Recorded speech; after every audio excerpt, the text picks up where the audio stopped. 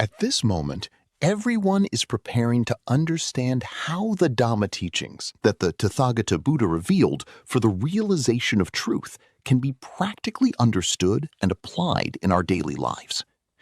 If we look back on our lives from childhood up to this point, it seems as though each of us has a life story. At some stage in that life story, a person begins to think that they should understand the Dhamma, attain Nibbāna, or from a different religious perspective, perhaps reach God or attain heaven. In one way or another, such thoughts arise. However, when we examine this carefully, we can see that all these aspirations are fundamentally centered on death, or are based upon focusing the mind on death. Thus, when we talk about heaven or Nibbāna, we are often speaking from the perspective of what happens after death. We think, I do not know what will happen to me after I die. I do not know whether I will go to hell or to some other realm, and so on. Or perhaps we are hoping for happiness after death. Therefore, we should consider that many people have become dissatisfied with life as it is. It is almost as if they have lost touch with the fact that they are living here and now. They feel weary, frustrated, and disillusioned. Because of this dissatisfaction, they wonder whether, after death, they might end up in the very same unsatisfactory state once again. Or, looking at it another way, they may think, the pleasures I enjoy now may disappear after death. Is there perhaps a place with even greater happiness than this? Now, what are we traditionally taught, even within Buddhism? Are we not often taught something that resembles the idea of an eternal happiness? However, what I wanted to point out is that the idea of after death has become the foundation for all of this. Yet the foundation of the Buddha's teaching is not a story about what happens after death. Nevertheless, traditionally, it is upon the basis of after death that many activities within Buddhism are carried out today. So in all these situations, we should examine whether there is a fear of death underlying them. We are afraid to die, aren't we?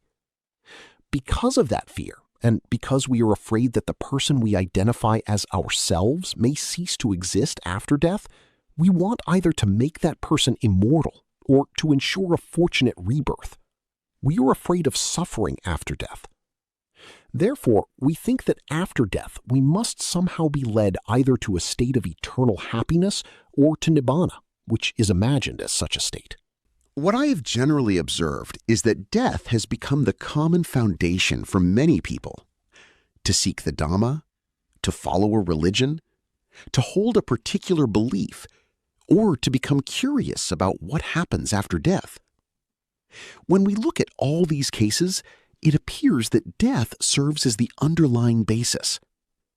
However, when death becomes the foundation, what we encounter everywhere is religion. What is a religion? A religion is something in which a person develops a belief or acceptance regarding a particular idea or viewpoint. After that, they begin to place their faith in that belief. They practice that faith with devotion and confidence. However, once a person begins to believe in something based on faith alone and becomes attached to that view, they often become unable to see anything else clearly. Conflicts with others can also arise. Then they are left with only two positions: what I believe is right and everyone else is wrong. This is what is referred to by the phrase idameva satyam, mogamanyam. Only this is the truth. Everything else is false. In this way, one falls into the great delusion of thinking this alone is the truth. This alone is reality. As a result, many people become unable to understand the reality of life. That belief itself becomes the Dhamma for them. That belief becomes their faith. The belief itself becomes their religion. Eventually, that belief becomes their way of life and their culture. Then, once a person has become religious within the boundaries of a particular culture, belief system, or form of worship, they often become unable to see anything beyond it. They reject other perspectives. Without even realizing it, they become trapped in a bond or limitation that is difficult to recognize. Therefore, consider this carefully. Hasn't the path to your search for the Dhamma been opened primarily because of death? If so, then to go beyond the basis of death, one must also go beyond the basis of birth. Because what we are often trying to do is to lead the person who has been born toward Nibbāna and thereby permanently free them from death. In this way, we become caught in a framework that focuses on eliminating future birth after death, remaining confined within that very perspective.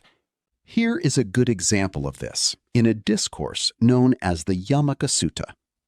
In this sutta, there was a monk named Yamaka. At one point, Yamaka developed a particular view. The view held by Venerable Yamaka was this: the Buddha teaches a doctrine according to which an arahant, with the breaking up of the body at death, is completely annihilated and does not exist after death. What does this mean? It means that after a person attains arahantship, when the body breaks up and dies, that person is not reborn again. At first glance, this may seem reasonable enough. In fact, isn't this also the assumption that many Buddhists hold? According to the sutta, what kind of view had arisen in Yamaka? It was not merely a wrong view, but a base and inferior wrong view, lamaka micha ditti, an especially mistaken understanding. Yamaka held firmly to this view and would not let it go. Everywhere he went, he declared, This is the teaching of the Blessed One. Once a person becomes an arahant, when the body breaks up and death occurs, that person is not reborn again. This was the simple explanation he kept repeating. The other monks told Yamaka, that is a wrong view. That is not what the Buddha taught. They explained the matter to him in many different ways, but it was of no use. He refused to abandon his view. Eventually, they brought Yamaka to Venerable Sariputta. Venerable Sariputta carefully explained the Dhamma and then asked him, You say that after death, when an arahant has attained liberation, the person no longer exists. But before death, was there ever truly a person there in the first place? Then the greatest problem here is that we are still bound by the notion of birth. Birth still appears to us as something real and enduring. As long as we have not gone beyond the idea, I have been born, there is no way we can go beyond the idea, I will die. That is why we keep saying things like, I may die tomorrow. I may die in the next moment. I must attain liberation before that happens. But as long as one remains grounded in the view, I may die tomorrow, there is no true liberation. Why? Because the very view, I may die tomorrow, is itself a wrong view. Therefore, what lies beneath the thought, I must attain liberation today before I die tomorrow? Isn't there a fear of death there? Isn't there also the fear that after death one may end up somewhere else? Yes, those fears are present. It is based on proliferation about the future, anagata manana. How can one realize non-self, anatta, while standing upon the strongest form of self-view, sakaya ditti, and attachment to a future self? Therefore, what I am saying is that the very foundation is mistaken. To stand upon a mistaken foundation is itself a major view or attachment. From such a position, no matter how much effort we make, it will not lead to the goal.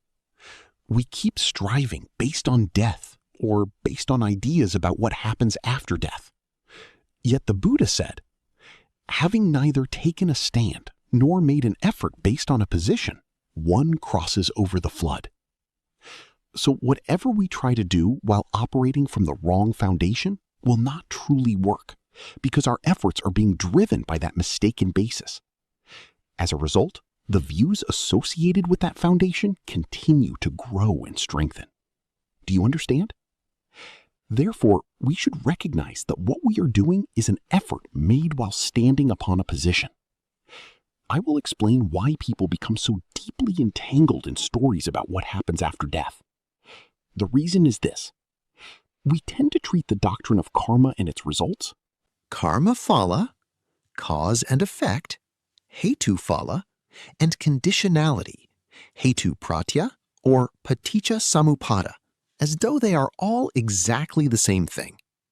In other words, we assume that the law of karma, the principle of cause and effect, and conditional relations are all one and the same. No, these three are not the same. They are genuinely three different things. What does the doctrine of karma and its results, karma phala, say? In the doctrine of karma and its results, people often say, because of that, this happened. Because of this, that will happen. The past caused the present, and the present causes the future. This is the way it is commonly explained. But these are assumptions about things that cannot be directly verified. Who is there that can definitively and directly prove with certainty that something happened because of a particular action in a past life? No one can. For example, if someone slips and falls today, people may say, that happened because of past karma. Even if someone is walking carelessly, looking upward and bumps into something, people may still attribute it to karma. This illustrates the tendency of a certain interpretation of karma phala to explain everything as being caused by karma. The argument then continues. Because of that, this happened. If that had not occurred, this would not have happened. Because this happened, that will happen. If this were not the case, that could not occur. In this way, there is an entanglement with the three periods of time, past, present, and future, as well as a strong attachment to notions of self and continuity of consciousness. According to this way of thinking, there is a being wandering from one existence to another, carrying accumulated karma. That being then finds a new body according to its karma and continues from life to life. This is the idea being described as the karmic results view. If a person holds this idea in an extreme way, they could even become like a Nibbāna, an ascetic of the Jain tradition, constantly afraid of creating bad karma. Then they become afraid to walk because they might accidentally kill a small creature. They become fearful of eating, brushing their teeth, washing clothes, or doing ordinary activities because these actions might harm living beings. Eventually, they may even avoid bathing because bathing could kill tiny creatures in the water. And what is the result? In the end, they become like a buffalo covered in mud, living in constant fear and burdened by their beliefs. That is why this is considered an extreme view. They think that letting go is the path to liberation because grasping things accumulates karma, while letting go frees one from karma. The more one clings, the more karma is accumulated. The more one lets go, the less karma is accumulated. Therefore, the idea is to reduce karma to zero and thereby eliminate the individual altogether. This is the perspective found in a certain interpretation of the doctrine of karma and its results. In other words, as karma continues to produce its results, one should avoid creating new karma. If new karma is created, then one will have to be reborn again. This is the extreme karmic results view. Taken to its fullest extent, it resembles the teaching of Nibbāna Buddha. The doctrine of karma and its results became a central foundation upon which the Nibbānas built their religion. Now, what is meant by the doctrine of cause and effect? For example, one may analyze the causes that led to the existence of this betel leaf at this moment. This can become a strongly materialistic way of thinking. Likewise, if we consider the light that exists at this moment, we can discuss the various causes that produced it. In the cause and effect approach, what is usually done is this. First, an effect is identified, and then the causes that gave rise to that effect are discussed. For instance, if a sound is heard, an explanation is constructed. The sound is heard because the bell was struck, vibrations were produced, those vibrations traveled through space and eventually reached the ear. Some explanation of causes is formulated in this way. Similarly, we often say that there are two causes involved in seeing, the eye and the visible form. When these two come into contact, seeing occurs as the effect. From such explanations, we begin constructing causal relationships. Then, both the cause and the effect are treated as though they possess an enduring, fixed reality. The cause becomes something permanent, and the effect also becomes something permanent. This way of thinking forms the basis of much of modern scientific and physical research. From that perspective, everything appears to be physical in nature. For example, we can say that there is a building here, a Dhamma hall. The causes that gave rise to it were bricks, sand, cement, mortar, and other materials. By combining these causes in a particular way, the result, a building, came into existence. This is how cause and effect reasoning is applied. That is why we often say that what we call a body is simply a collection of the 32 bodily parts: hair of the head, hair of the body, nails, teeth, skin, flesh, tendons, bones, bone marrow, and so forth. These components are assembled together, and as a result, what we call a body appears.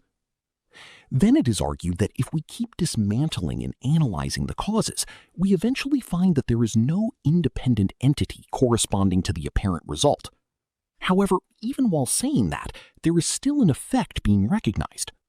At the same time, one can still identify the various causes that gave rise to that effect. Isn't that so?